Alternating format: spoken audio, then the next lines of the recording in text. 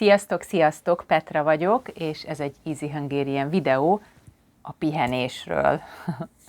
Nyár van, és azt gondolom, hogy ilyenkor talán többet pihenünk, vagy legalábbis egész évben azt gondoljuk, hogy nyáron fogunk pihenni, mert szabadságra megyünk, vagy például lehet, hogy Magyarországra utazol, és akkor azt gondolod, hogy most nyáron az egész évet kipihened, egész évben dolgozol, feladatok vannak, projektek vannak, és jön a nyár, és minden jobb lesz, és nagyon sokat tudsz pihenni.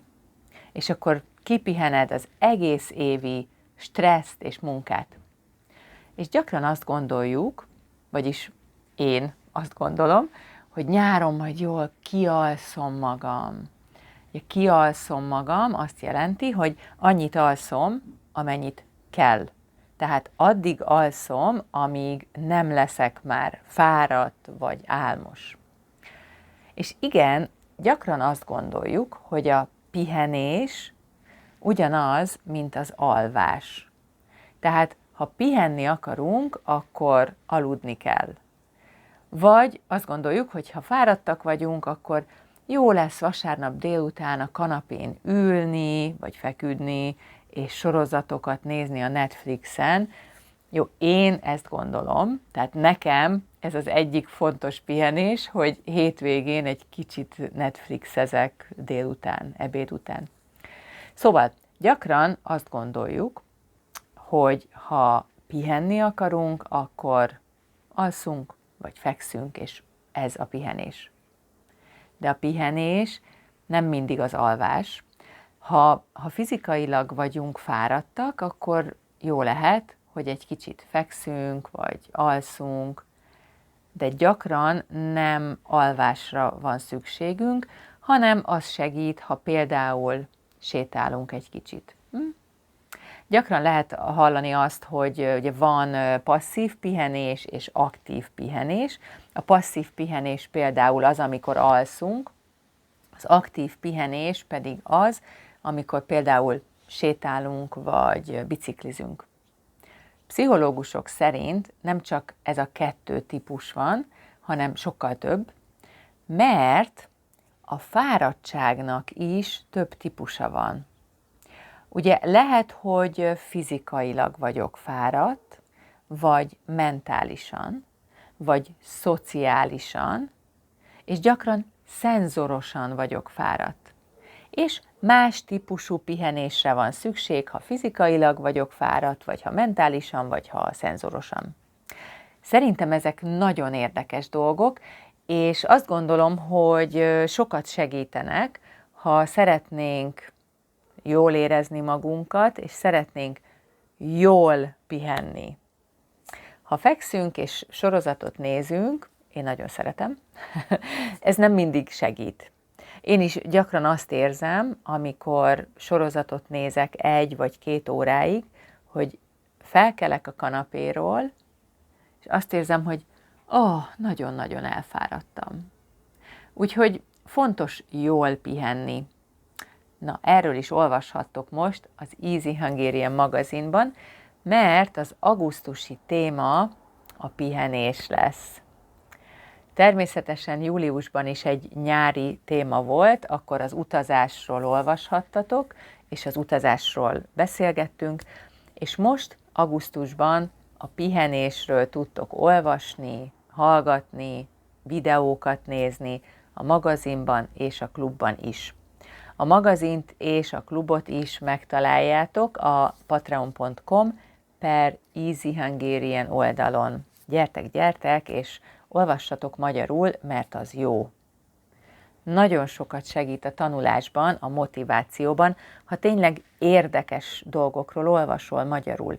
Hát olyan témákról olvasol, amik az anyanyelveden is érdekesek, és ezekről tudsz magyarul olvasni, mert mindig rövidebb és egyszerűbb szövegeket írok, és akkor ezeket tudjátok érteni.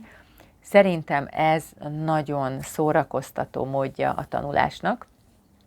Mint mindig, ebben a hónapban is 3 új szöveget tudtok olvasni a magazinban, és természetesen a régi szövegeket is, de a 3 új szöveg közül az egyikben arról írok, hogy milyen pihenés típusok vannak. Tehát van fizikai pihenés, van mentális, van szenzoros, van kreatív pihenés, spirituális pihenés. És gyakran azt gondoljuk, igen, hogy a pihenés ugyanaz, mint az alvás. És valóban az alvás is nagyon fontos, ha pihenni akarunk, és nem csak az fontos, hogy hány órát alszunk, tehát hogy 7 vagy 8 órát kell aludni, nem, hanem az is fontos, hogy hogyan alszunk. Tehát milyen minőségű az alvásunk. Ugye a mennyiség azt jelenti, hogy hány órát alszunk, ez a mennyiség, hogy mennyit alszunk. És a minőség azt jelenti, hogy jól alszunk, vagy rosszul, tehát hogy hogyan alszunk. Na, és erről is olvashattok most a magazinban, hogyan lehet jól aludni. És nem csak az éjszakai alvásról olvashattok érdekes dolgokat, hanem a kedvencemről, a siestáról is, vagyis a napközbeni alvásról is. Szerintem ez a szöveg is szuper lesz. A 3. szövegben nem pontosan a pihenésről olvashattok, de talán kapcsolódik ez a téma is. Ez a szöveg arról szól, hogy hogyan lehet nagyon-nagyon gyorsan csökkenteni a stresszt. Csökkenteni, tehát hogyha nagyon stresszes vagyok, akkor hogyan lesz kisebb a stressz gyorsan. Persze, tudom, hogyha stresszes vagy, akkor mit csinálsz? Zenét hallgatsz, nem tudom, relaxálsz, vagy meditálsz, sétálsz egyet, de ezek hosszú ideig tartanak, és nem mindig van idő, nem mindig van például fél óra. És van egy olyan technika, ami nagyon rövid, néhány perces, nagyon egyszerű. És arról fogok írni, hogy mi ez a technika. Úgyhogy ha szeretnéd tudni, hogy hogyan lehet szuper gyorsan csökkenteni a stresszt, vagyis hogyan leszel kevésbé stresszes, nagyon gyorsan, akkor is gyere az Easy Hungarian magazinba, mert most erről is olvashatsz augusztusban. Vagyis azt is elolvashatod, hogy hogyan működik ez a technika. A magazinban nem csak olvasni tudsz, hanem ezeket a videókat is nézni, és ha magyarul tanulsz, és szeretnél magyar videókat nézni, de még nem érted az igazi, autentikus magyar videókat, akkor itt jó helyen vagy, az Easy Hungariannél, mert mindig olyan videókat nézhetsz, ahol kicsit lassabban beszélek, és egy kicsit egyszerűbb struktúrákat használok, kicsit egyszerűbb szavakat, mondatokat mondok. Na, úgyhogy nézzetek Easy Hungarian videókat itt a YouTube-on, vagy a Patreonon is, és jó tanulást kívánok augusztusban is. Sziasztok!